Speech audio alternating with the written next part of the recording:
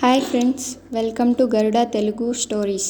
కొత్త వాళ్ళు first time మా ఛానల్ని చూస్తున్నట్లయితే సబ్స్క్రైబ్ చేసుకోండి. వీడియో నచ్చినట్లయితే లైక్ చేసి మీ సపోర్ట్ని తెలియజేయండి. మరిన్ని వీడియోస్ చేయడానికి బూస్టప్ లాగా ఉంటుంది. ఇక కథలోకి వెళ్దాం రండి. ఒక అందమైన పల్లెటూరు. అందులో ఒక అందమైన కుటుంబం. అమ్మ, నాన్న, ఒక పాప.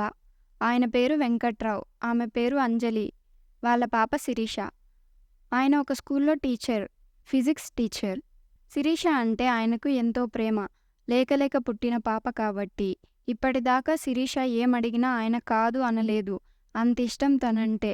ఇంట్లో వాళ్ళమ్మ ఇంటి పనులు చేసుకుంటూ ఉండేది. వాళ్ళ ఊర్లో అతి భయంకరమైన మర్రి చెట్టు ఉంది. రాత్రిపూట ఆ చెట్టు దగ్గరికి వెళ్లే ప్రయత్నం ఎవ్వరూ చెయ్యరు. ఇక ఆ రోజు శిరీష వాళ్ళ అమ్మకి ఒంట్లో బాగోలేకపోవడంతో శిరీష వాళ్ళ నాన్నకు కాల్ చేసి తినడానికి ఏమైనా తెమ్మని చెబుతుంది. దాంతో డాడీ శిరీషకు ఇష్టమైన చికెన్ బిర్యానీ తెద్దాం అనుకుంటాడు. సరే తల్లి అని ఫోన్ పెట్టేస్తాడు. ఆ తర్వాత స్కూల్లో కొంచెం వర్క్ ఉండడంతో దాన్ని పూర్తి చేసుకొని బిర్యానీ తీసుకుంటాడు.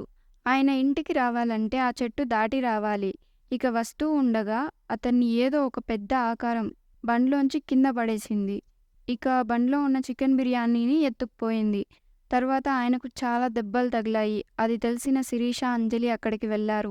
అది చూసిన శిరీషకు కళ్ళు తిరిగాయి. అక్కడే పడిపోయింది. వెంకట్రావుని, శిరీషని హాస్పిటల్లో జాయిన్ చేశారు.